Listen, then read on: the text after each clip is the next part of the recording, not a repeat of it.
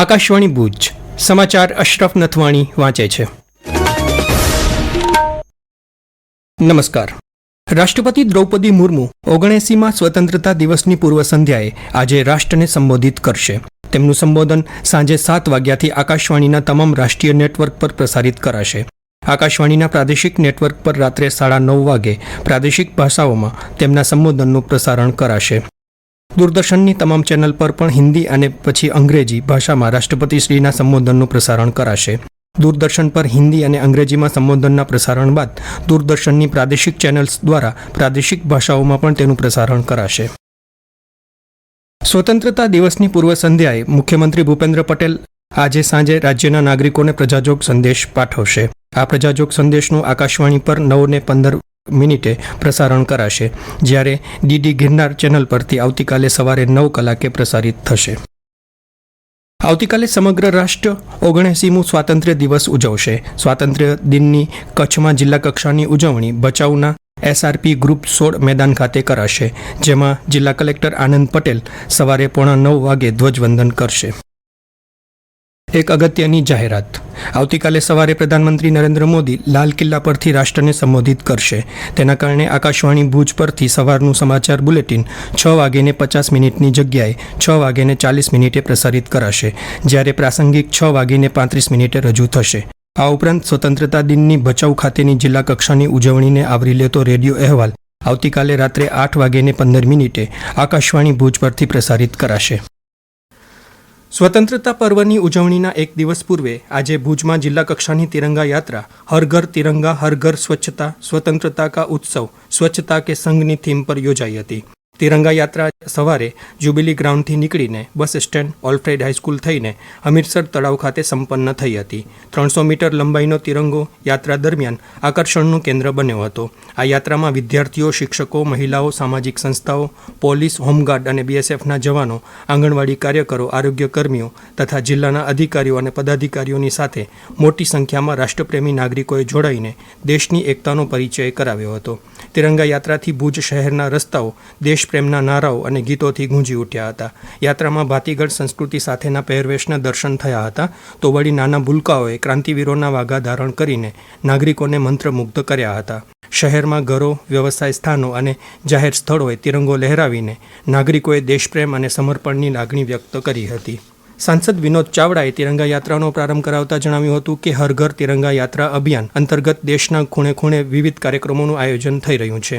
તેમણે સ્વતંત્રતા સંગ્રામમાં પ્રાણ ન્યોછાવર કરનાર શહીદો અને ક્રાંતિવીરોને યાદ કર્યા હતા, તેમજ ઓપરેશન સિંદૂરનો ઉલ્લેખ કરીને જવાનોને અભિનંદન પાઠવ્યા હતા.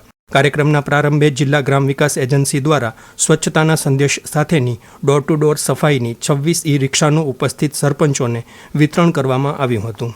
વિવિધ તાલુકા મથકો ખાતે પણ તાલુકા કક્ષાની તિરંગા યાત્રા યોજાઈ હતી. દરમિયાન આજે બંદરીય શહેર માંડવીના દરિયાની લહેરો પર પણ શાનથી તિરંગો લહેરાયો હતો. ધારાસભ્ય અનિરુદ્ધ દવેની ઉપસ્થિતિમાં 40થી વધુ હોડીઓ સાથે વાઘેર માછીમાર સમાજના યુવાનોએ દરિયાઈ તિરંગા યાત્રા યોજી હતી.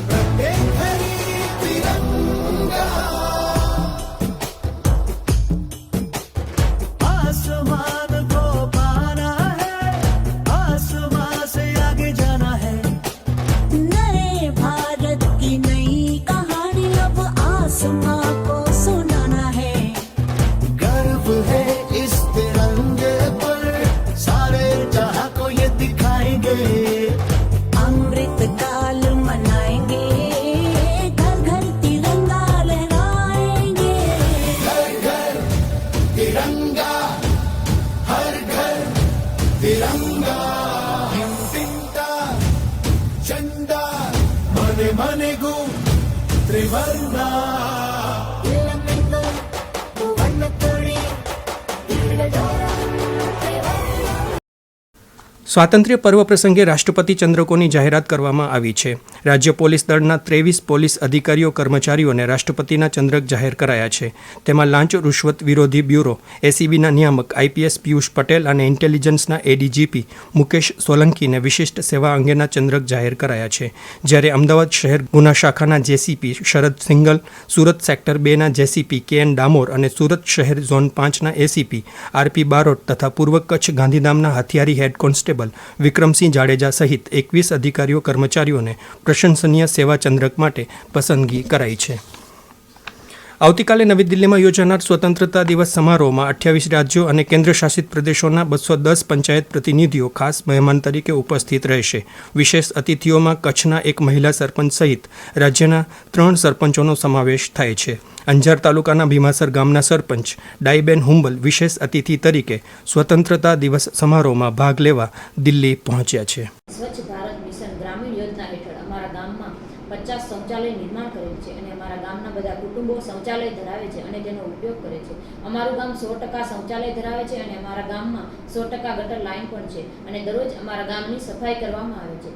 દરરોજ ગામની શેરીઓમાં કચરા વાહન જાય છે અને સૂકો તથા ભીનો કચરો અલગ અલગ લેવામાં આવે છે. અમારું ગામ મોડલ ગામ તથા સ્માર્ટ વિલેજ તરીકે જાહેર થયેલ છે. ધન કચરા વ્યવસ્થાપન માટે પણ અલગ વ્યવસ્થા કરવામાં આવે છે, જેમાં ગામની બહાર સ્વચ્છ ભારત મિશન ગ્રામીણ યોજના અંતર્ગત સેગ્રીગેશન શેડ પણ બનાવવામાં આવે છે અને ત્યાં 4 સફાઈ કામદારો દ્વારા કચરો અલગ અલગ કરી તેના બોરા બાંધે છે અને તેઓ રોજગારી મેળવે છે. જે કચરો વધે છે તેને કમ્પોસ્ટ ખાતર તરીકે ઉપયોગ લેવામાં આવે છે. અમારા ગામને અન્ય વિવિધ પુરસ્કાર પણ કામગીરીને અનુલક્ષીને નિર્મળ ગ્રામ પુરસ્કાર, સ્વચ્છ ગ્રામ પુરસ્કાર મળેલા છે. તેમજ અન્ય ડેલિગેશન પણ અમારા ગામની મુલાકાત લે છે અને આ કામ અમારા ભીમાસર ગામજનોના સહયોગથી જ શક્ય બન્યું છે. આભાર. જિલ્લામાં આજે વરસાદી માહોલ સર્જાયો છે. ભુજ શહેરમાં બપોરે ઝરમર છાંટા પડ્યા હતા તો છેવાડાના તાલુકા લખપતમાં વરસાદી ઝાપટાના કારણે ગ્રામીણ વિસ્તારોની ગલીઓમાં પાણી વહી નીકળ્યા હતા. તાલુકાના દયાપર, દોલતપર, નાની વિરાણી, બીટિયારી, સુભાષપર અને આશાલડી સહિતના ગામોમાં વરસાદી ઝાપટાના સમાચાર મળ્યા છે. આ સાથે સમાચાર બુલેટિન પૂરું થયું. નમસ્કાર.